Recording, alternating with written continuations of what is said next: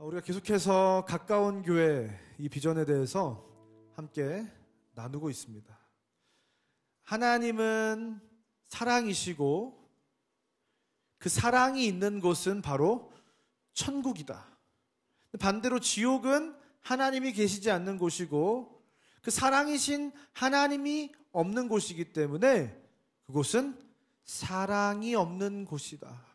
그래서 지옥은 사랑이 없는 곳이고 사랑 없는 교회는 이와 마찬가지로 지옥과 다를 바가 없다. 그것에 대해서 우리가 계속해서 나누고 있습니다. 여러분, 근데 참으로 안타까운 것은 무엇입니까? 오늘 많은 사람들이 교회를 떠나고 신앙을 떠나고 있다는 사실입니다. 그런 생각을 해보는 거예요. 그들이 이 교회 가운데서 천국을 맛봤다면, 그들이 머물렀던 이 교회가 천국이었다면 과연 그들이 교회를 떠났겠느냐는 것입니다. 어쩌면 그들은 이 교회 안에서 사랑이 없는 지옥을 경험하고 교회를 떠나지는 않았겠냐는 것이에요. 여러분, 미국의 굉장히 유명한 소설가인 앤 라이스라는 사람이 있습니다. 여러분들이 아실 만한 작품으로는 뱀파이어와의 인터뷰라는 작품을 쓴 작가가 바로 이 앤 라이스예요. 미국에서 굉장히 유명한데 1억 부 이상의 그 소설을 판매했을 정도로 굉장히 영향력 있는 작가예요. 근데 이분이 18살에 신앙을 떠나고 30년 동안을 방황을 하다가 다시 예수님을 만나서 신앙생활을 시작한 거예요. 그러면서 예수님에 관한 책도 쓰고 공공연하게 공개적으로 나는 예수를 믿는 사람이라고 밝히고 신앙을 고백하기도 했습니다. 그렇게 10년이 지났는데요. 갑자기 이 앤 라이스가 자신의 SNS인 페이스북에 이렇게 게시글을 올렸습니다. 영어로 Today I quit being a Christian. 나는 오늘 그리스도인이 되기를 그만두겠다. 나는 오늘부터 그리스도인 이제 안 하겠다. 이렇게 제목을 달고 글을 올렸던 거예요. 내용을 보니까 오늘 나는 크리스천이기를 그만둔다. 이제 더 이상 교회에 나가지 않기로 결심했다. 계속해서 그리스도께는 헌신하겠지만 크리스천으로 살거나 기독교에 소속되지는 않을 것이다. 나는 호전적이고 적대적이고 논쟁하기를 좋아하고 지독히 악명 높은 이 집단에 더 이상 속하기가 힘들다. 10년 동안 노력했지만 실패했다. 이제 나는 영원히 탈퇴하기로 결심했다. 나는 아웃사이더다. 양심으로, 내 안에 있는 양심으로 인해서 더 이상 기독교인을 못 해먹겠다. 그러면서 그리스도의 이름으로 기독교를 그리고 그리스도인을 그만두겠습니다. 아멘. 이렇게 글을 써놓은 거예요. 이어서 또 이렇게 써놨습니다. 그리스도에 대한 믿음이 내 삶에 있어서 가장 중요하다. 도저히 이해되지 않는 이 세상을 살아가면서 염세적으로 살던 무신론자에서 사랑의 하나님이 창조하고 지탱하는 이 우주에서 낙관적으로 사는 신자로 회심한 사건은 나에게 있어서 여전히 중요하다는 거예요. 하지만 그리스도를 따르는 것이 그분의 추종자들을 따르는 것을 의미하지 않는다는 것을 알았다. 그리스도는 기독교보다 무한히 더 중요한 분이다. 이렇게 고백을 했습니다. 쉽게 요약을 해보자면 뭐냐면, 나는 교회를 떠날 것이고 그리스도인이라고 불리우지 않을 것이다. 그러나 나는 여전히 예수님을 따르고 예수님의 추종자이긴 하다. 하지만 난 절대로 교회에 다니지는 않겠다. 성도들과 교제하면서 살아가고 싶지는 않다는 거예요. 근데 여러분, 여기에 앤 라이스의 엄청난 착각이 담겨 있다는 사실을 제가 계속해서 함께 나누었던 말씀을 기억하시는 분들은 알 수 있을 겁니다. 왜요? 지금 앤 라이스는 구원을, 신앙을 개인의 영역으로만 치부하고 있다는 거예요. 여러분, 신앙과 구원은 반드시 개인적일 수 있습니다. 개인적으로 시작이 되는 게 맞아요. 내가 믿고 내가 구원받았고 내가 천국에 가는 것도 맞습니다. 하지만 신앙과 구원은 반드시 필연적으로 공동체적일 수밖에 없다는 사실을 우리는 계속해서 나누고 있습니다. 내가 하나님을 믿고 하나님의 자녀로 입양이 되는 순간 함께 입양된 모든 사람과 가족이 되어버리는 거예요. 그래서 이 사람들과 나는 이제 원래는 전혀 상관도 없는 사람이었지만 옆에 있는 사람들과 이제 우리는 뗄래야 뗄 수 없는 친족이 되어버렸다는 거예요. 그것을 에베소서 2장에서 끊임없이 우리에게 가르쳐줬잖아요. 이 둘로 자기 안에서 한 세 사람을 지어 화평하게 하시고, 모래알처럼 분리될 수밖에 없는 낱낱이 알랄이 다른 우리들을 한 세 사람으로 지어서 화평하게 하시고 한 몸을 만드신 다음에 우리 둘을 한 성령 안에서 한 몸으로 만드셔서 하나님께로 나아가게 하셨다.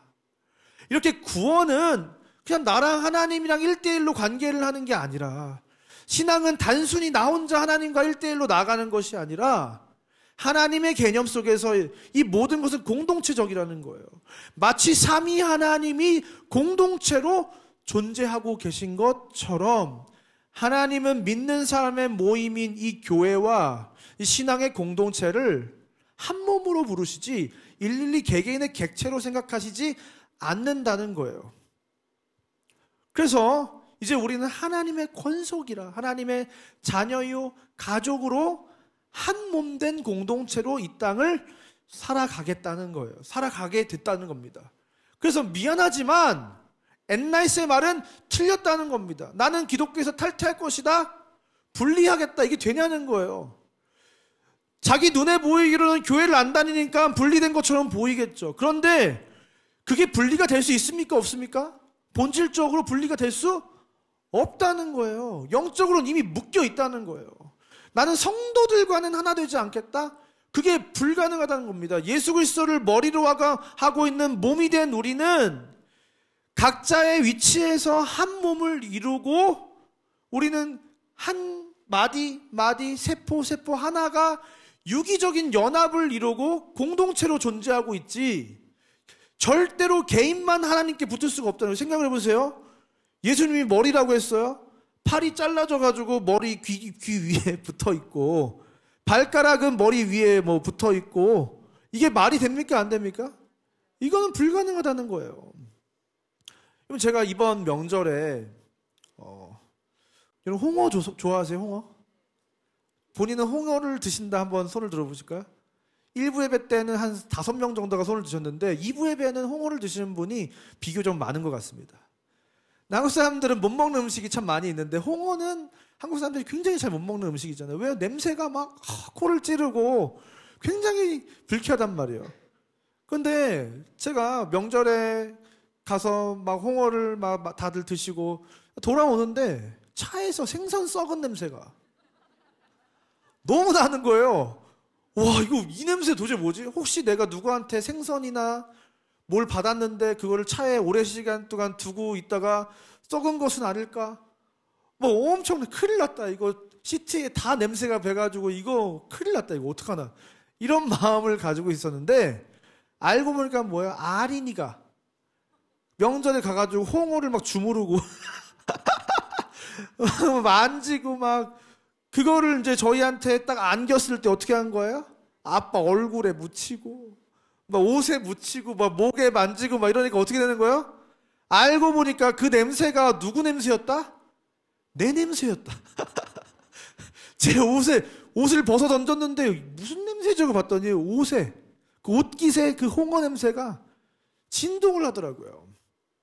그럼 우리가 아무리 홍어 냄새가 싫다고 해도 내 손에 홍어가 묻었습니다. 홍어 냄새가 묻었습니다. 손을 잘라버릴 수가 있어요? 없어요? 없는 거예요. 마치 마술쇼에서 팔이 분리가 되고 뭐 다리가 분리가 되고 머리가 분리가 되는 것처럼 그게 분리가 되는 게 아니라는 거예요. 많은 사람들이 교회를 떠나면서 교회에 사랑이 없다고 그러고 나는 상처받아서 교회를 떠난다고 많은 사람들이 많이 있습니다. 앤 라이스는 뭐라고 얘기했습니까? 나는 이 호전적이고 적대적이고 논쟁하기를 좋아하는 이 지독히 악명 높은 집단과 이별하겠다 하고 교회를 떠났다는 거예요. 우리는 3, 4, 5 모여서 이야기하기를 참 좋아하잖아요. 그렇죠? 예로부터 우리 민족은. 그러면 어떻게 되는 거예요? 아름다운 찬양의 가사처럼 아름다운 마음들이 모여서 주의 은혜 나누며 이러면 좋을 텐데 어떻게 되는 거예요? 아름다운 마음들은 모였는데 뒷담화를 나누며 꼭 누구 한 사람을 도마 위에 올려놓고 우리는 이야기하는 게 너무 즐거운 거예요.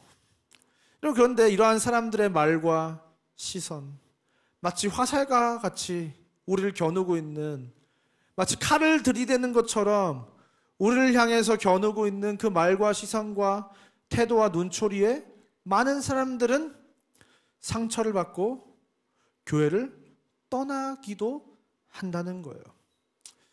근데 여러분들 그렇게 생각하실 수 있어요. 목사님, 아무리 그래도 죄는 때려잡아야 되는 거 아닙니까? 죄 지은 거는 뭐라고 해야 되고 고치도록 우리 뭐 해야 되는 거 아닙니까? 여러분, 그래서 이제 오늘 본문에 이 바리새인들이 이렇게 얘기를 하는 거예요. 율법에는 이 여인을 돌로 쳐서 죽이라고 했으니까 때려 죽여야 되지 않겠습니까? 맞아요. 여러분, 이 여인은 어떤 여인이었습니까?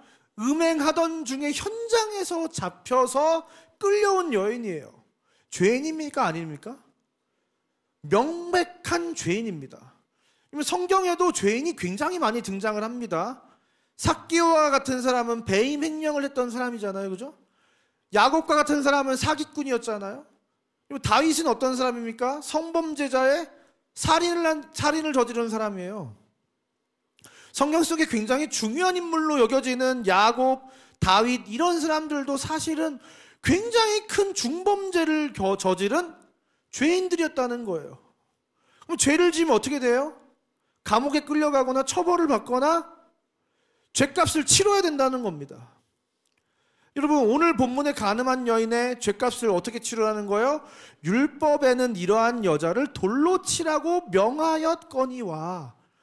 예수님, 율법대로 하면 이 여자는 돌로 쳐 죽여야 됩니다. 돌로 쳐 죽입시다. 율법에 의하면 당연히 처벌을 받아야 되는 게 맞다는 거예요. 죄값은 반드시 치러야 된다는 겁니다. 여러분, 누가복음에 등장하고 있는 삭개오가 예수님을 만나서 은혜를 받고 구원을 받는 장면을 우리는 너무나도 잘 알고 있습니다. 그때 삭개오가 뭐라고 고백합니까? 삭개오가 서서 주께 여짜오되 주여 보시옵소서, 내 소유의 절반을 가난한 자들에게 주겠사오며 만일 누구의 것을 속여 빼앗은 일이 있다면 내 갑절이나 갚겠나이다. 여러분, 지금 삭개오가 죄를 저질렀던 모든 것을 회개하면서 죄값을 치르는 장면이 등장하고 있다는 거예요. 속여 빼앗은 일이 있다면 내 갑절이다 갚겠다. 삭개오가 은혜 받고 아주 회개한 다음에 아주 변했어. 이게 아니라 원래 이스라엘의 이 속건제 법은 용서의 법인데, 속건제물을 드릴 때는 잘못한 게 있으면 4배로 갚아야 되는 게 이스라엘의 법이에요.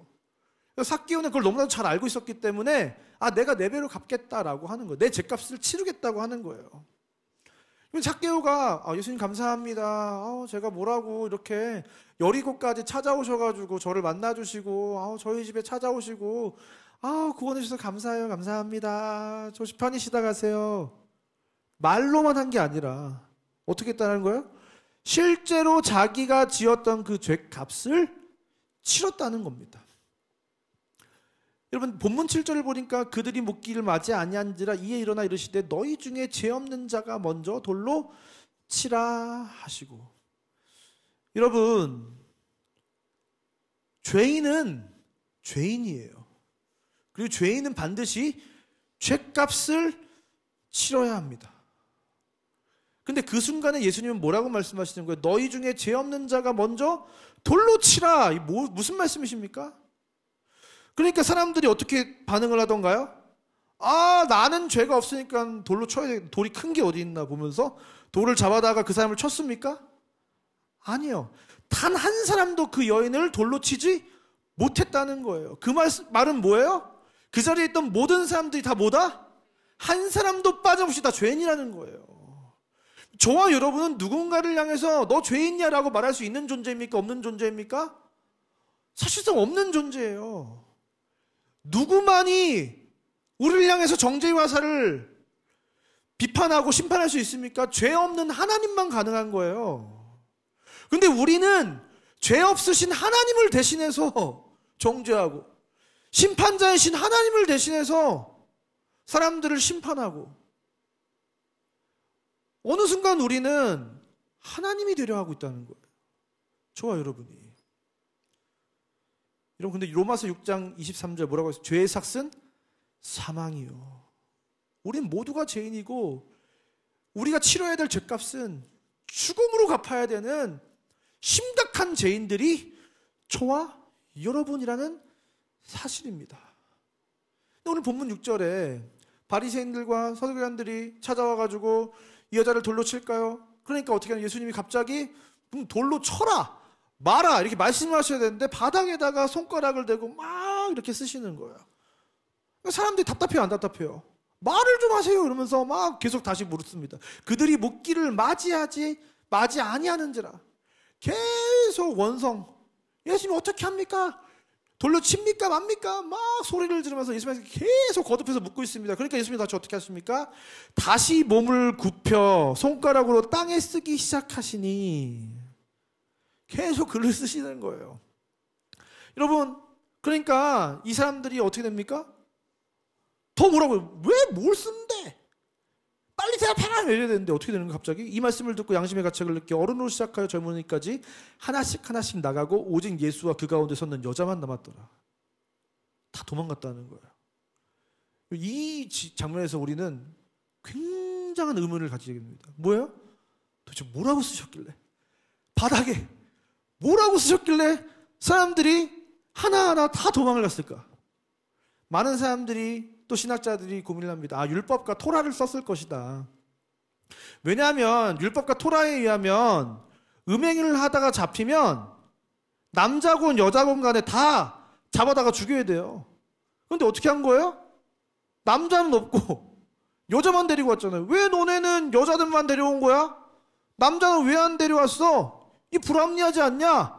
남자도 데려와라. 이렇게 쓰셨을 수도 있을 것이다 라고 했을 거예요. 근데 만약에 그 중에 친구가 그 남자였다면 그 남자를 보호해주고 싶었을 테니까 도망을 갔을 것이다. 이런 설이 하나가 있고요. 다음은 뭐냐면 예수님이 이 여인과 가늠한 남자의 리스트를 하나하나 작성하셨다는 거예요.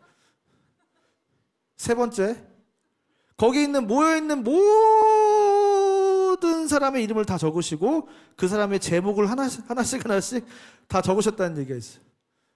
근데 뭐 다 추측이긴 하지만 어쨌든 사람들이 다 도망갔다는 건 뭐예요? 이런 일들이 있었을 거라는 거예요. 결국 이 추측이 가르치고 있는 것은 한 가지가 무엇입니까? 이 여인만 죄인이 아니라는 거예요. 그 자리에 모여있었던 모든 사람이 다 죄인이었다는 거예요. 죄 없는 사람이 돌로 치라고 했을 때 아무도 돌을 던지지 못하고 너도 죄 있지 않느냐 했을 때 다 쥐구멍으로 숨을 수밖에 없는 심각한 죄인들이 그 자리에 있었던 모든 사람들이라는 겁니다.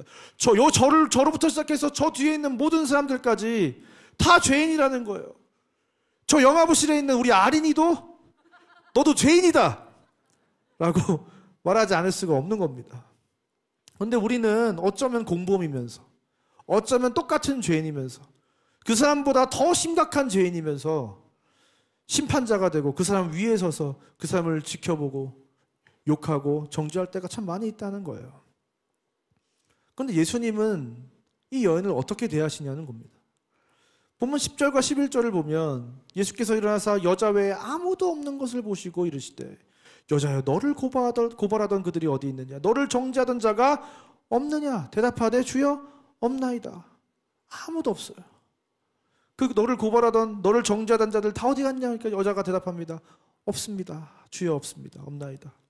예수께서 이르시되 나도 너를 정죄하지 아니하노니. 여러분, 심판자, 죄가 없으신 예수님만 그 사람을 정죄하고 심판할 수 있어요. 근데 예수님도 어떻게 하겠다는 거예요? 정죄를 하지 않으시겠다는 거예요. 그러면서 예수님은 또 뭐라고 말씀하십니까? 나도 너를 정죄하지 않으니 가서 다시는 죄를 범하지 말라. 여러분, 우리는 뭘 원하는 거야? 돌로 치자, 심판하자, 상처 주자, 혼나와야 된다, 본때를 보여주자. 이게 우리의 마음이에요. 넌 죄를 지었으니까 혼나봐야 된다. 너 끝이다. 죽어라. 거기에 뭐가 없습니까? 공의만 있고 사랑은 존재하지 않아요. 그 사람에게 심판의 화살을 쏟아낼 때 그 사람은 우리에게 심판의 대상이고 공의의 희생양이지, 그 안에는 우리 그 사람을 사랑의 대상으로 보는 사랑의 눈이 전혀 존재하지 않는다는 거예요. 예수님은 나도 너를 정죄하지 아니하노니 가서 다시는 죄를 범하지 말라. 처벌과 돌매가 아니라 변화와 돌이킴이 예수님의 목적인 거예요. 이 사람을 사랑하니까 이 사람 안에 있는 그 죄악을, 문제를 해결하고 싶은 거예요. 그래서 똑같은 칼이 아니라 다른 칼을 들기도 하는, 수술실에 메스를 들러서 상처를 도려내고 암덩어리를, 세포를 망치게 하고 있는 것을 회복하기 위해서 심판과 또 고통을 그 인생에게 때때로 허락하시기도 하시죠. 그런데 그 목적이 다르다는 거예요. 뭐예요? 사랑하기 때문에 이 사람이 변화됐으면 좋겠는 거예요. 그 사람 안에 있는 이 암덩어리가 없어졌으면 좋겠는 거예요. 그것이 예수님과 우리의 차이점입니다. 예수님은 결정적으로 어떻게 하십니까? 우리 인간은 죄인을 혐오합니다. 자기도 죄인이면서. 근데 예수님은 죄인을 사랑하세요. 자기는 죄도 없으신 분이 죄인을 사랑하신다고요. 그리고 예수님이 오셨을 때 뭐 때문에 오셨다고요? 나는 의인을 부르러 온 것이 아니요 죄인을 부르러 왔노라. 난 죄인 때문에 왔는데. 그러면서 예수님이 이 공생의 기간 동안 어떻게 하십니까? 마태복음 9장 11절을 보니까 바리새인들이 이렇게 얘기합니다. 너희 선생은 세리와 제자들과 함께 잡수시느냐? 유대인들은 율법에 의하면 죄인들과 함께 자리를 같이 하지 않고 부정하다고 여겼단 말이에요. 그런데 어떻게 했냐? 예수님은 죄인들과 밥을 드시더라는 거예요. 식사를 하시고 시간을 보내시더라는 거예요. 결정적으로 11장 19절에 인자는 와서 먹고 마시며 말하기를 보라 먹기를 탐하고 포도주를 즐기는 사람이요 세리와 죄인의 친구로다 하니, 죄인의 친구가 되어주시더라는 거예요, 예수님은. 그런데 바리새인과 이 사람들은 어떻게 하는 거예요? 그들이 이렇게 말하면 고발할 조건을 얻고자 하여 예수를 시험함이로라. 오늘 이 바리새인들과 서기관들이 왜 예수님한테 이 율법에 의하면 이 여자는 돌로 쳐야 되는데, 예수님들 왜 온 거예요? 예수님을 시험하려고 했다는 거예요. 이 사람들은 예수님을 의심하고 시험하고 견제하고, 그래서 예수님과 거리를 두고 예수님과 함께하지 못하는 거예요. 예수님과 함께하지 못하니까 어떻게 되는 거예요? 은혜에서 점점 멀어지는 겁니다. 그런데 죄인들은 어떻게 되는 거예요? 실존이 은혜가 필요한 거예요, 이 사람들은. 그러니까 예수님을 붙들고 옷자락을 붙들고 바짓가랑이를 물고 늘어지는 겁니다. 그러니까 예수님은 그들과 가까이 하시고 함께 하시고, 그러다 보니까 이들은 은혜의 부스러기를 먹게 되는 거예요. 그 은혜가 필요한 실존에 은혜가 부어지는 겁니다. 예수님을 가까이 하니까. 그럼 이제 은혜를 받았으니까 죄값은 치르지 않아도 되는 것입니까? 아니요. 예수님의 마지막 방점은 무엇입니까? 예수님의 선택은 결국 무엇이었습니까? 그 음행한 여인과 음행한 자들과 그 여인을 죽이려고 한 자들과 예수님을 골탕 먹이려고 했던 자들과 그 모든 죄인을 대신하셔서 죄값을 치르시고 정의의 희생양이 되셨다는 거예요. 예수님을 무너뜨리려 했던 그 자들을 위해서도, 사울과 같은 자들, 예수님의 이 교회를, 성도들을 무너뜨리려고 했던 그 자들도 결국 예수 그리스도의 그 희생과 죽음과 그 죄값을 치루심의 수혜자가 되었다는 거예요. 예수님은 결국 어떠한 죄인이라도, 예수님을 반대하고 예수님을 죽이려고 했던 자들이라도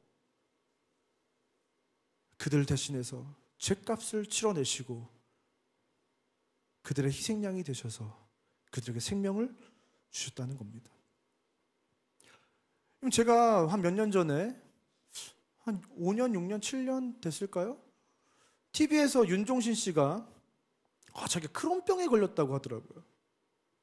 희귀성 난치병인데 굉장히 고치기 힘든 병이다, 이런 얘기를 들은 적이 있습니다. 요새는 별병이 다 있구나라고 생각을 했어요. 그런데 제가 대구에 내려가 있는데 갑자기 아내가 소장 내 출혈이 있고 복통과 구토를 호소해가지고 병원에 가봤더니 대학병을 꼭 가라고 하더라고요. 그래서 검사 결과지를 들고 대학병원에 가서 검사를 하려고 했더니 경북대학교 병원에서 크론병이라는 진단을 받게 된 거예요. 믿을 수가 없는 거예요. 이거 윤종신 씨가 걸린 병이지 우리 아내가 걸렸을 리가 없다 해서 세브란스에 제가 KTX를 태워서 보냈습니다. 그랬더니 세브란스에서도 크론병이 맞다. 그러면 우리 세브란스에서 제가 치료를 받겠습니다 했더니 경북대학교에 있는 그 교수님이 우리나라 크론병 최고 권위자이니까 그분에게 치료를 받으시면 됩니다. 이렇게 얘기하시더라고요. 하나님이 크론병에 걸릴 줄 아시고 우리를 대구로 내려보내셔서 우리나라 최고 크론병 권위자에게 치료를 받게 하시는구나, 감사하다 이런 생각을 하기도 했는데, 그래서 다행히 그분을 만나서 좋은 치료제를 맞고 지금도 배에 계속 주사를 놓으면서 치료를 받고 있어요. 다행히 약이 잘 들어서 안정화가 되고 잘 견디며 살고 있는데, 이게 이 크론병, 이 자가면역 질환의 일종인데, 이게 뭐냐면 이 자가면역 질환은 세균이나 바이러스나 이물질 등이 우리 몸에 이제 침투를 하면 우리 몸 안에는 면역 체계가 있는데 이걸 공격하는 거예요. 나쁜 게 들어오면 공격을 하는 겁니다. 근데 이 자가면역 질환은 뭐예요? 나쁜 걸 공격해야 되는데 몸 안에 멀쩡한 걸 공격하는 거예요. 그래서 몸에 소장, 대장 이런 데 출혈이 생기고 천공이 생기고, 그래서 이제 문제가 생기는 것이 바로 이 자가면역 질환이에요. 그러니까 내 몸을 지켜줘야 될 면역세포가 내 몸을 공격하는 거예요. 그럼 어쩌면 우리 교회의 모습이 이렇지 않냐는 거예요. 서로 응원해주고 지지해주고 도와주고 부족함을 채워주고, 이 세상과 악으로부터, 그 악의 공격으로부터, 사단의 공격으로부터 서로 지켜주고 보호해주라고 하나님은 이 땅 가운데 면역체계와 같은 교회를 만들어 놓으셨는데, 악을 공격해야 될, 세상을 공격해야 될 교회가, 그 구성원인 성도가 서로를 공격하고 서로를 무너뜨리고 그 예수 그리스도의 몸된 교회의 그 건강을 무너뜨리고 있는 현실. 어쩌면 오늘날의 교회는 영적인 자가 면역 질환에 빠져 있는지도 모르겠다는 것입니다.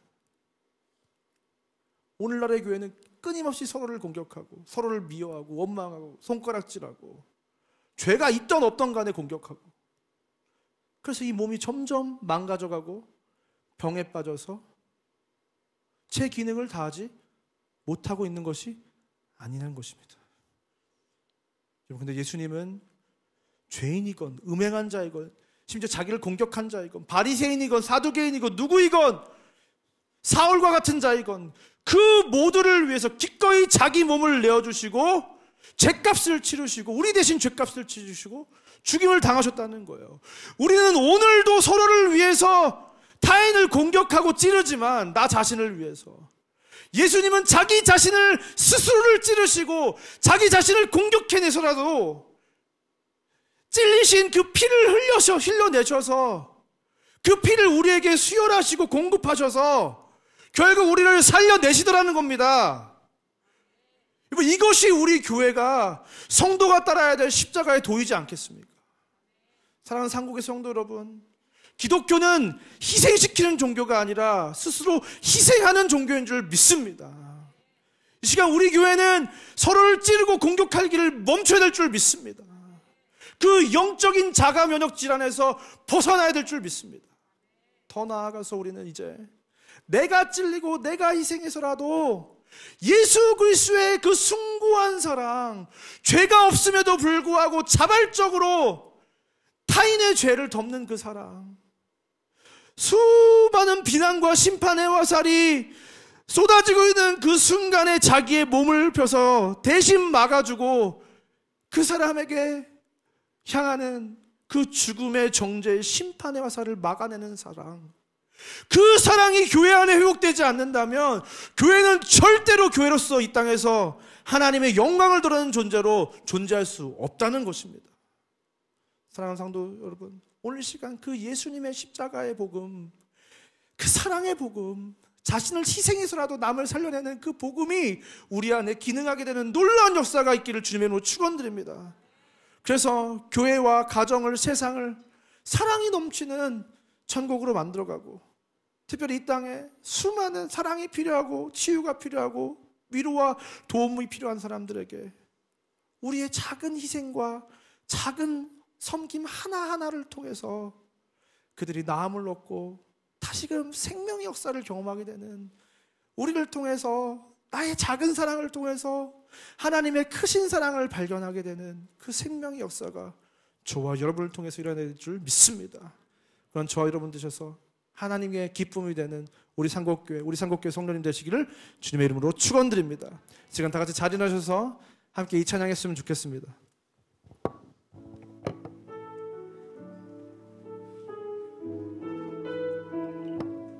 잔잔한 찬양이지만 우리 가사를 생각하시면서 마음을 다해서 이 찬양 고백했으면 좋겠습니다. 우리가 간직해야 할 소중한 것 있다면 내 삶을 누군가에게, 내 삶을 누군가에게 나눠줄 수 있는 것. 약하고 어리석은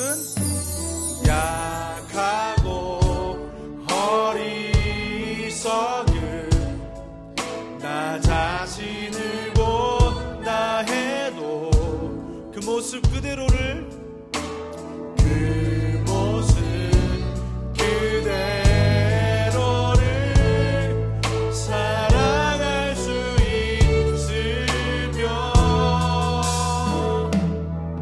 비교하기보다는 나 자신을 갖고 가고, 나 자신을 갖고 가고 우리를 사랑하신 그분을 믿으며 외로운 사람들 품에 안아줄 수 있도록, 외로운 사람들 품에 안아줄 수 있도록, 품에 안아줄 수 있도록 우리 마음속에 소중한 것을 간직하며 다시 한번 마음을 담아서 우리가 간직해야 할, 우리가 간직해야 할 소중한 것 있다면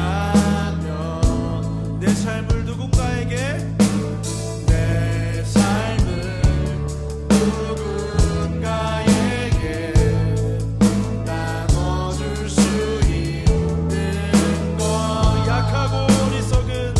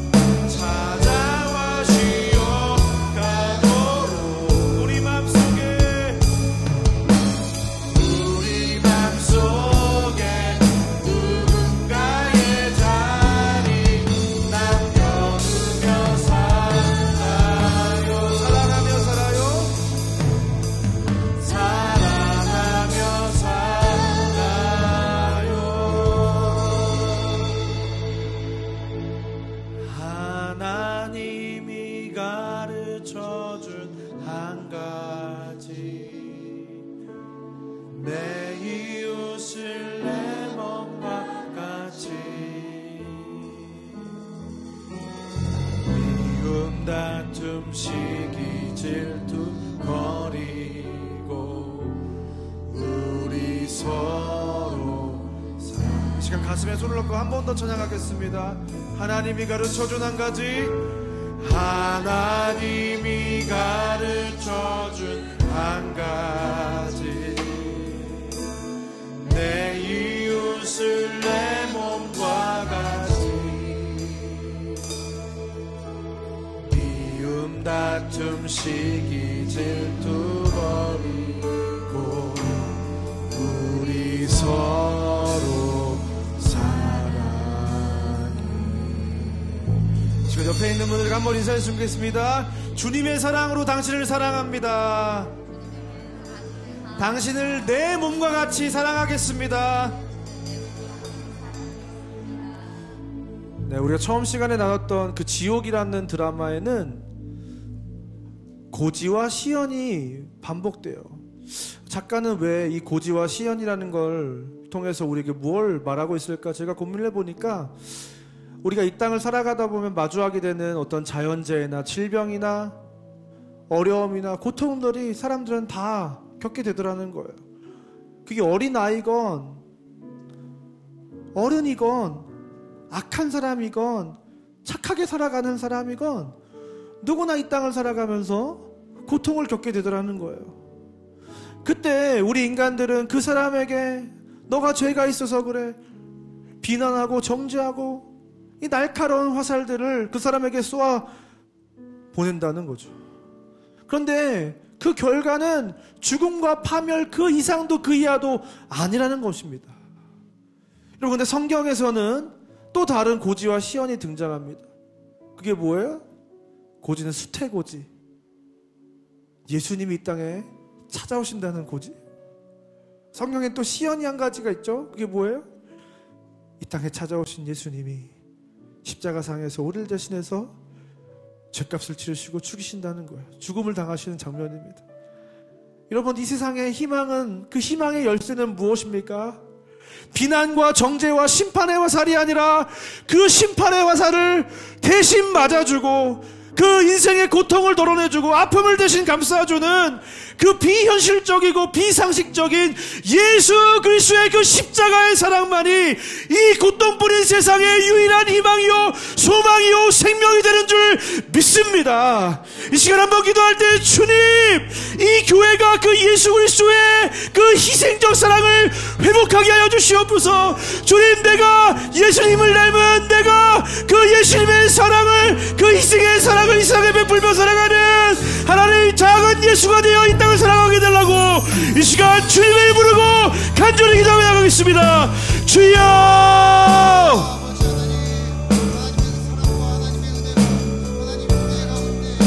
하나님, 우리의 그 약함이 서로를 찌르고 서로를 정죄하고 비난하는 죽이는 비난이었음을 고백합니다.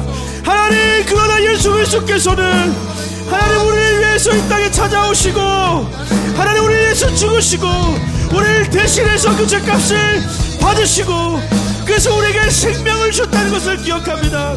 하나님, 우리도 그 예수 그리스도의 희생의 사랑, 하나님 자기를 내어주는 사랑, 하나님 그 사랑을 우리가 받았습니다. 하나님, 우리가 받은 그 사랑을 하나님 이 세상 가운데에 그 십자가의 사랑을 우리가 전하기 원합니다. 그 사랑만이 하나님께서 가르쳐주신 한 가지, 이 세상을 회복시키고 새롭게 하고 변화시킬 유일한 방법인 줄 믿습니다. 하나님, 우리에게 그 사랑을 부어주시옵소서.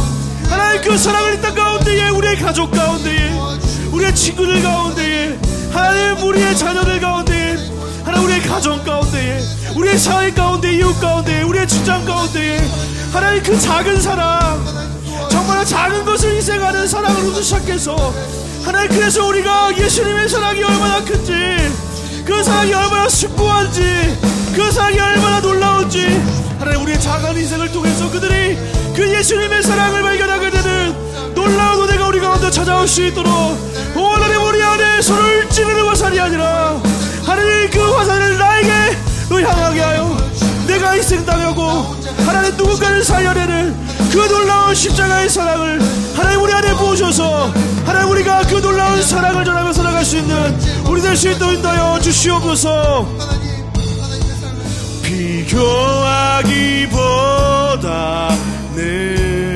비교하기보다는 나 자신을 갖고 가고 우리를 사랑하신 그분을 믿으며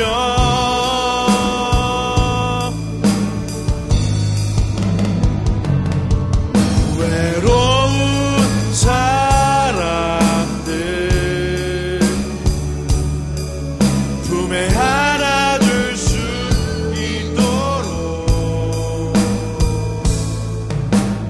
우리 맘속에 소중한 것을 간직하며 삶에 지친 사람들 찾아가 쉬어가도록 삶에 지친 사람들 찾아와 쉬어가도록 우리 맘속에 누군가의 자리 남겨두며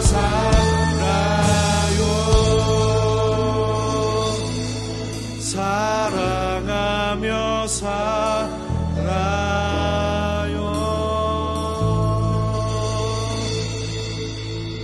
사랑하는 하나님 참 감사합니다. 하나님, 하나님을 향해서는 사랑한다고 말하는 우리가 우리 서로를 향해서 비난과 정죄의 화살을 칼을 겨누고 있는 하나님 이 비극적인 모습을 우리가 바라보게 됩니다. 마치 서로 도와주고 희생하고 배려하고 서로를 지켜주고 이 세상과 악으로부터 우리를 보호하기 위해서 하나님께서 이 교회를 주셨는데 지체를 허락하셨는데 하나님 우리는 스스로를 공격하는 영적인 자가 면역 질환에 빠진 심각한 질병에 하나님 우리가 노출되어 있음을 고백합니다. 하나님 우리가 이 영적인 자가 면역 질환에서 벗어나게 하여 주시옵소서. 서로가 서로를 향한 그 화살을 그 칼을 나에게 겨눠서라도 상대가 살 수 있다면, 상대가 회복될 수 있다면, 상대가 예수 그리스도를 만날 수 있다면 하나님 그 화살을 나에게 돌려서라도 내가 대신 그 죄값을 치러서라도 그 사랑을 실천하는 하나님 우리가 되게 하여 주시옵소서. 그래서 하나님 우리를 통해서 우리의 가족과 우리의 이웃과 직장과 또 세상 속에 있는 모든 사람들이 하나님 내가 할 수 있는 그 작은 사랑의 실천, 그 작은 희생, 작은 섬김으로 말미암아 하나님 그 예수 그리스도의 사랑이 무엇인지 깨닫게 하여 주시옵소서. 그 예수 그리스도의 사랑이 자신들의 생명을 살려낼 사랑, 그 죽음으로 향한 지옥의 문을 막아낸 그 사랑, 그 정죄와 죽음의 그 심판의 화살을 자기에게로 돌려낸 그 사랑, 그 예수 그리스도의 사랑이 얼마나 크고 놀라운지 하나님 우리가 이 세상에서 보이는 그 작은 사랑을 통해서 그 예수 그리스도의 놀라운 사랑을 나타내 주시옵소서. 그래서 그 천국이 얼마나 좋은 곳인지, 이 연약하고 죽을 수밖에 없는 우리가 그 하나님의 자녀가 되어 살아가는 그 하나님의 나라가 얼마나 그 귀하고 복된지 하나님 이 세상의 모든 사람들이 그 사랑의 나라 천국을 다 깨닫게 하여 주시옵소서. 하나님 우리 교회가 천국이 되게 하여 주시옵소서. 사랑만 가득한 천국이 되게 하여 주시옵소서. 사랑으로 서로를 살리는 천국이 되게 하여 주시옵소서. 그래서 우리 교회를 통해서 세상의 모든 사람들이 그 하나님의 나라를 갈망하고 꿈꾸고 소망하게 되는 하나님 우리 아름다운 사랑이 가득한 우리 상곡교회 될 수 있도록 하나님께서 은혜를 베풀어 주시옵소서. 하나님 그 하나님 안에 있는 그 사랑을 우리에게 가르쳐 주시고 그 사랑을 한량없이 부어 주시옵소서. 날마다 날마다 그 사랑을 허락하셔서 날마다 날마다 그 사랑으로 우리 안에 있는 미움과 원망과 이기심을 이기고 사랑으로 승리하여 세상에 그 생명의 역사가 흘러가게 하는 우리 모두가 다 되게 하여 주시옵소서. 이제는 우리 주 예수 그리스도의 은혜와 하나님의 사랑과 성령 하나님의 감화감동 위로교통 화목케 하시는 역사가 오늘 시간 영적인 자가 면역 질환에서 벗어나 서로를 향하여 찌르는 그 화살과 칼을 거두고 그 공의와 사를 나에게 돌려서라도 내가 희생하고 내가 섬기더라도 남을 살려내는 그 예수 그리스도의 십자가의 삶을 살아가고 걸어가기로 결단하고 돌아가는 이 자리에 모인 모든 주의 자녀들 머리 위에 이제부터 영원까지 함께 있을지어다. 아멘.